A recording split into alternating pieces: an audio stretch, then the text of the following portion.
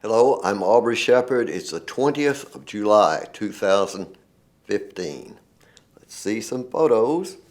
And there's a pretty sad photo, but it's a male monarch butterfly.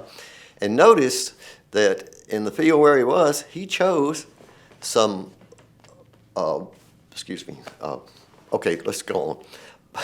This is Illinois bundleflower, a real close-up of this tiny flower. I can't see that color without getting that close. This is a gum plant, and it's one of the many aster family plants that are in bloom right now in South Fayetteville, Arkansas. Here we go to swamp milkweed, and you see the dragonfly there with it, and the swamp milkweed's not in full bloom yet. This is, excuse me, that was the fog fruit, and now we're seeing, well, you see the tall plant back in the background? Well, that's the flower that you just saw, the yellow flower, which looked big on the screen, but it looks tiny, 12 feet in the air on that giant plant. Okay, this is milkweed, milk vine, honey vine milkweed. You see that's a green halictid bee on it. This is the Passiflora lutea, the tiny yellow passion vine, and it's going to be in bloom a little bit longer, I hope, and you see a wasp on it. This is one of the several species of wild Turk's cap. Turk's cap. This is a trillium. I've been showing trillia repeatedly for months. And there is one of our fellow users of the public access TV station. And Michael is downtown on the square in that picture, filming something that I bet we see soon on public access. Passion vine, the large type. This is Passiflora incarnata. Last week I couldn't remember what to call it, but I thought of it this time. That's the fruit of the passion vine, and you see it's big and green right now, and it's known as a maypop, or at least it was where I grew up in North Louisiana. Okay, I cut in pretty close, super zoomed on this dragonfly to show some wing detail, and show the dragonfly just about every week, I think, and I'll probably keep doing that as long as I keep seeing them out there on the flowers and on the prairies, mostly on the prairies and down by the streams, and they're beautiful. This flower I can't identify. It's tiny and red, and it's up about 10 feet tall, and it's hard to get another angle on it from where it is. It's on World Peace Wetland Prairie. This is basket flower, American basket flower. These photos are from late in the afternoon when the sun's sloping from the west, and you can get an idea of what it does. It recedes into the basket, basically, in the evening, and then it comes out, it fluffs out, hangs over the sides. Looks like the prettiest thistle you ever saw, but it's not a thistle. It's a different family. It doesn't have any sharp spines on it, and it's not a perennial. You have to let the seeds form and fall where they are to keep seeing these in the same place. So don't dig one up and try to transplant it. It doesn't work. And here you see, well, I mastered this one, but we got here at the moment. But anyway, it's another native wildflower that's not showy. And it's important though. And that last thing, of course, was the white wild indigo. We'll see some more of those, we hope. Hello, it's Aubrey Shepherd on the 20th of July 2015 with a few more photos. And these are from a seasonally wet prairie in North Fayetteville. And it's got some of the same flowers and some of the same other things that you see in the other places I go. This is the tall green milkweed, and this is ironweed, which is beginning to be in bloom all over town. And that's possible. We'll see a lot of those in the future here soon, I hope. And this is near 112 Drive-In. It's actually, and this is another native wildflower, but okay, I'm really proud of myself for only taking about 100 shots of this tiny dragonfly. I mean, it's really tiny, and through my cheap camera viewfinder, I couldn't be sure I'm even seeing it sometimes. So some of those made a lot of bad shots.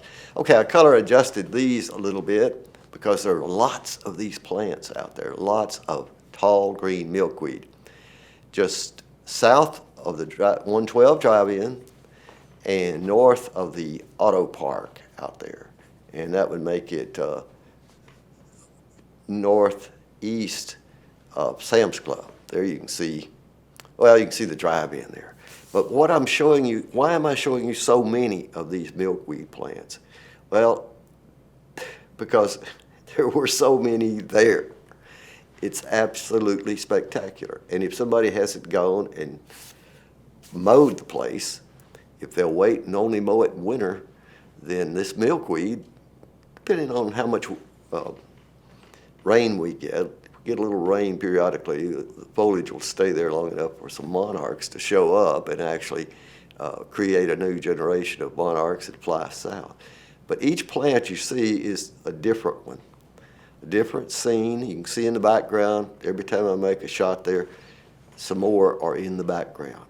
So that's the biggest stand of tall green milkweed, Asclepias hurtella, that I've found in the city in a long, long time. And I'm very proud that for some reason, I think it was because we had so much rain and it prevented people from mowing as much as they like to do just for no reason in the summer.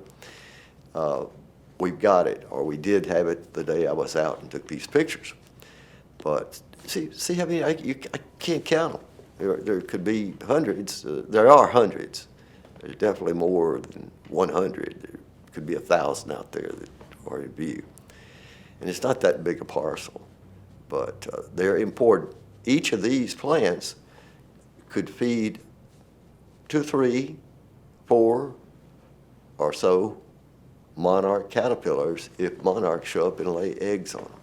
So, and there are lots of these, I forget which of the species that is, but they're beautiful and they happen to be in bloom. And you saw the ironweed out there, and a bunch of other things are going to bloom out there. There's some of the things I've shown you from Pinnacle Prairie and other places are also out there. Some of the small things down low, like polygala and pencil flower and just a bunch of them I can't think of without a hint by seeing them. But I'm hoping, just hoping, that somehow somebody will value this area enough not to mow it and to protect it for the future. Okay, that's water coming from the left and going under there. See, they just mowed that. You see a mower going by there. They went crazy when the rainy periods stopped and went mowing everything. You can see in this ditch, there were button bushes growing there only a week before I went and made these pictures there, because I'd driven by there and it was all flooded. You had button bushes and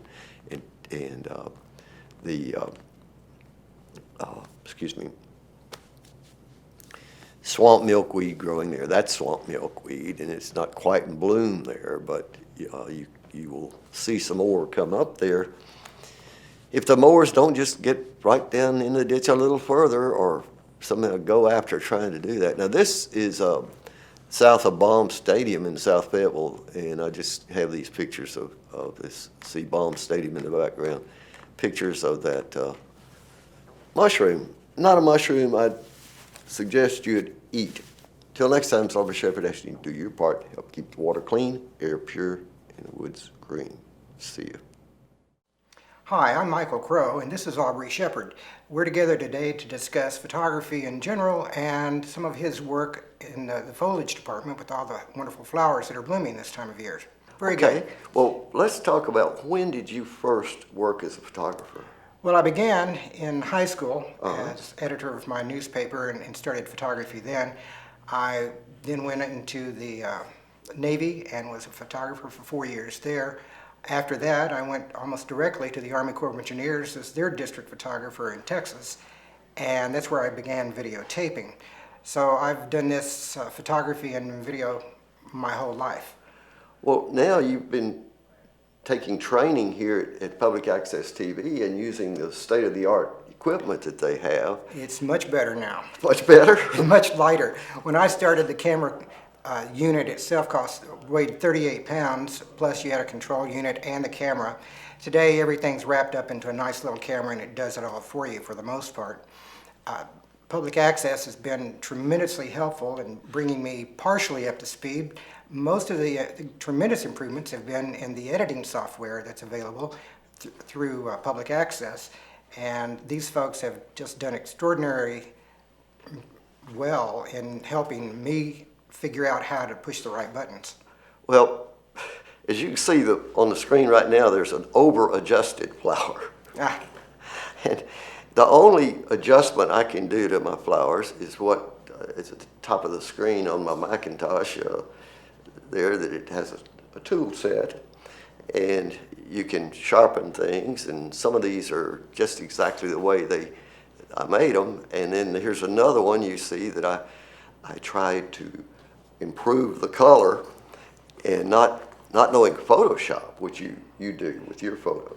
Well, that's the beauty of having Photoshop these days in post-production work, is you can go back through and readjust virtually every aspect of a photo that was not available in my day. We shot everything on transparency film, which allowed for no corrections whatsoever. And you really had to know the theory of light and photography to capture images like this, which now the cameras compensate so much for everything that it's easier to come up with really nice photographs, which you do.